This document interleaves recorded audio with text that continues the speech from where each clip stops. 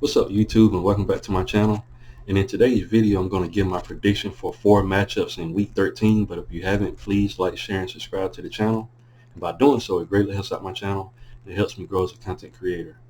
Well, I'm going to give my prediction on 4 matchups that I'm going to be watching this Saturday, guys. And the first matchup I'm going to talk about is the Florida Gators versus the Florida State Seminoles. To me, this is going to be an interesting matchup, guys. This is going to be an in-state rivalry, and they play every year, and it's going to be interesting to see what happens in this matchup.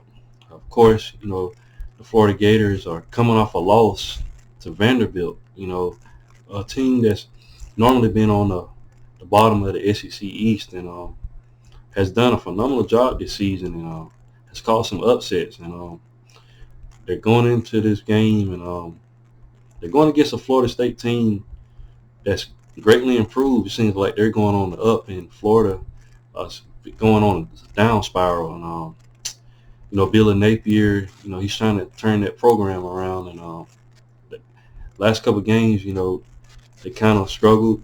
They beat a South Carolina team that just beat, top 5 Tennessee team at the time. So they won that game, but like I said, turned around, lost to a greatly improved Vanderbilt team. So they're looking to get another victory.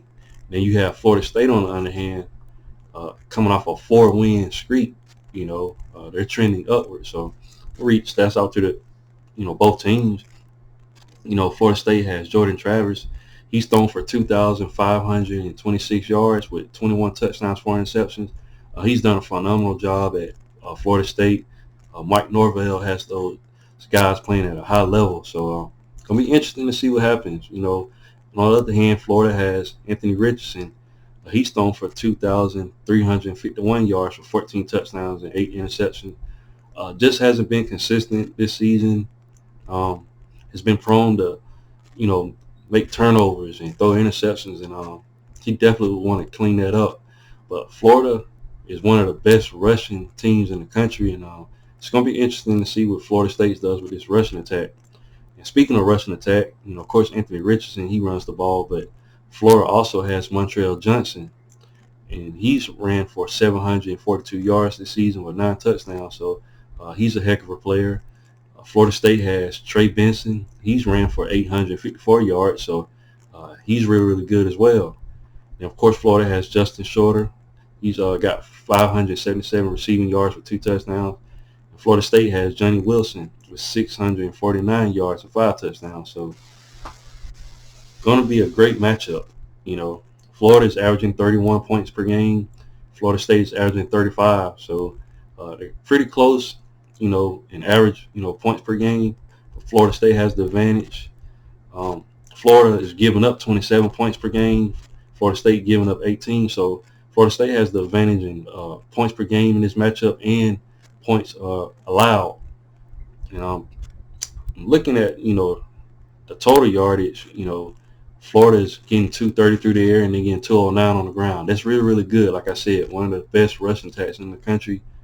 Florida State on the other hand is getting 256 through the air and 217. So both of these teams can run the ball and pass the ball. So both teams are efficient. Yards allowed, Florida's giving up 408. Florida State's only giving up 293. Florida State has a huge advantage as far as the defense is concerned. If you were to break that down, Florida State is just giving up 155 through the air and 138 on the ground. Florida Gators are giving up 236 through the air and 171 on the ground. This Florida defense is really not that good if you really break it down, but it's going to be an interesting matchup. I'm looking at the spread. They currently have it at -9.5 for Florida State. I can definitely see Florida State getting this victory. This Florida team, I think they're still, searching, trying to find their ground and trying to establish who they are. I think they still have some things they have to work on, especially have to get that defense playing to the standard that they want. Florida used to always be a team to look out for back in the day, and I know Billy Napier is tasked with trying to get them back there, but I like what Mike Norvell is doing over there at Florida State, and I think he's going to continue to get those guys in the right position, and I think they're going to pull out this victory. If I'm not mistaken, I think the game's going to be played, and yes, it's at Florida State. So Yeah, Florida State should win this game, and in my opinion, I think the Gators gonna fight, but I got Florida State winning the game. Next game we'll talk about is LSU Tigers versus Texas A&M. This is gonna be a great matchup, and this game is gonna be played at Cal Field. So Texas A&M is gonna be at home. They're hosting the number 5 LSU Tigers. I think they're currently number 5, and uh, LSU Tigers coming off good victories, and they beat. Let me see. They beat Alabama, of course, in overtime, and they beat Arkansas 13-10.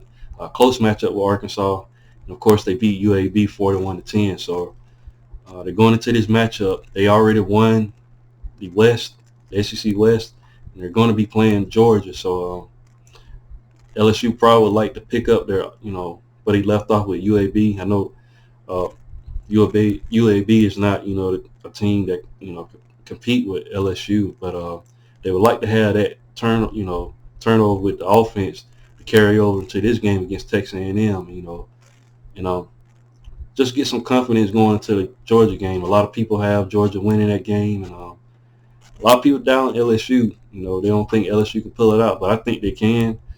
Jaden Daniels has ran for passed for 2,377 yards, and he's a good runner as well. He has 15 touchdowns and 2 interceptions. So uh, transferred from Arizona State, really, really good quarterback, guys, and he's just gotten better over the season. And of course, like I said, he's the leading rusher with 740 yards and 11 touchdowns on the ground. So he's becoming a dual threat, and definitely the key cog in LSU's offense. Then the defense is playing very, very well as well. So, um, but they're going to have to go against, Texas A&M. I'm not sure who they're going to start.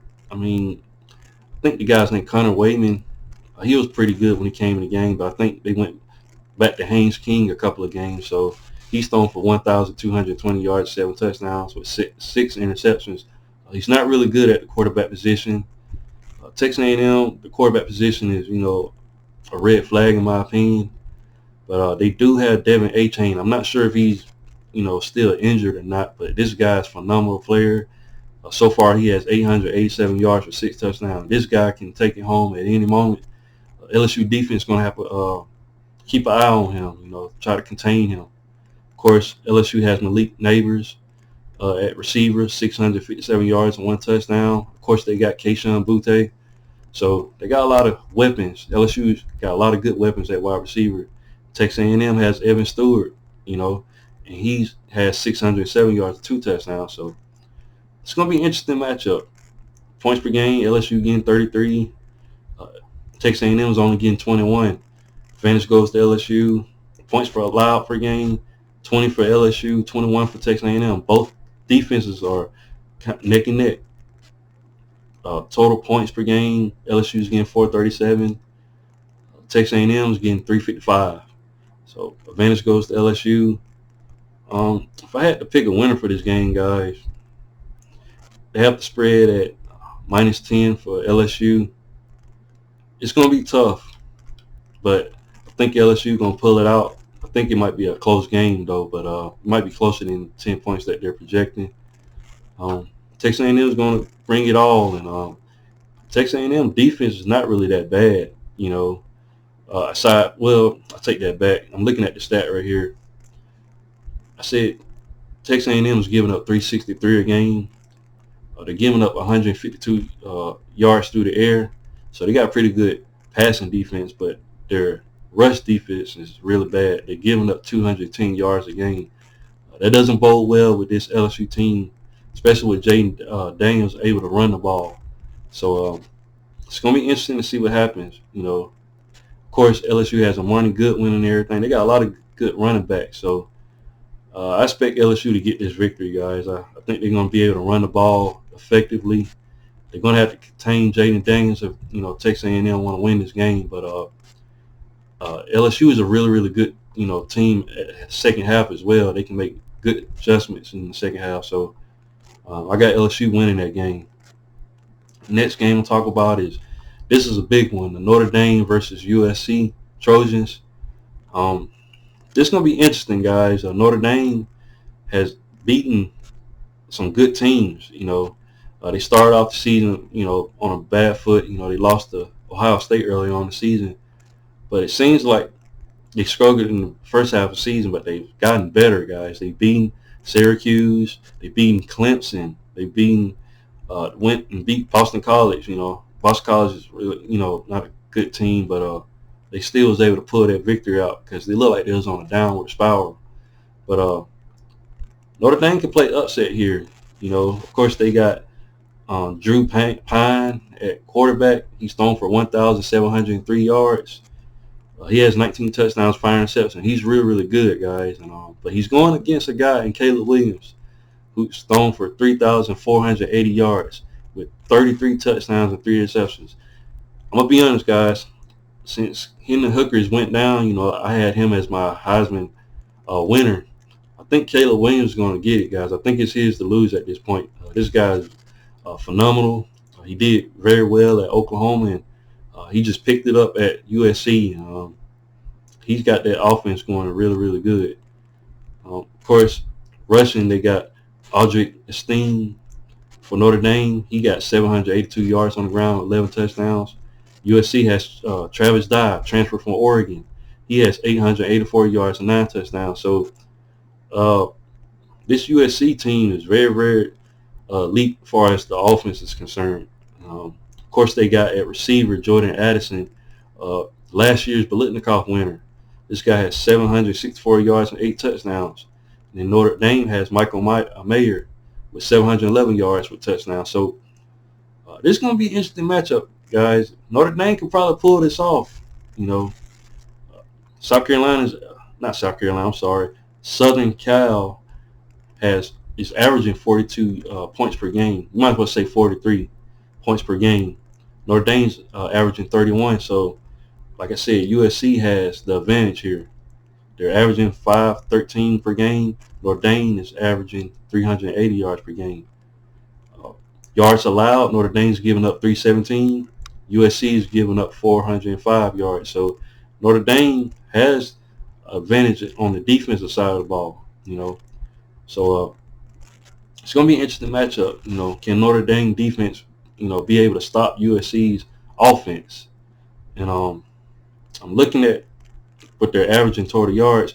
USC is getting 330 through the air and they're getting 182 on the ground. Very, very lethal and balanced offense. Notre Dame, on the other hand, is getting 380 total yards. If you were to break that down, that's 189 through the air and 192 on the ground. So Notre Dame is a slightly better rushing team than USC is at this moment. But I'm looking at the schedule, guys, and the only loss USC took was to Utah.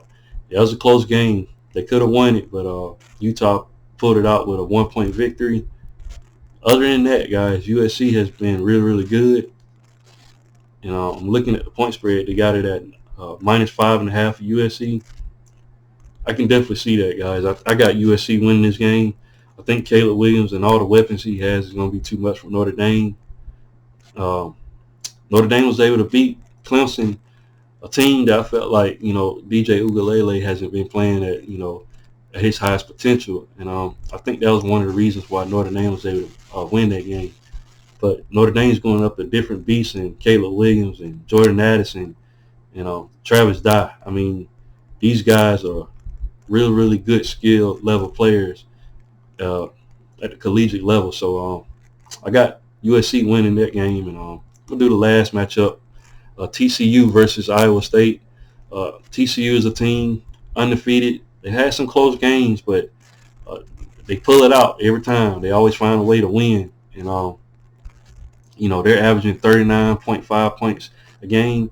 Iowa State is averaging 20 points per game. Advantage goes to TCU. Max Duggan is doing a heck of a job at quarterback. He's thrown for 2,858 yards with 26 touchdowns and 3 interceptions.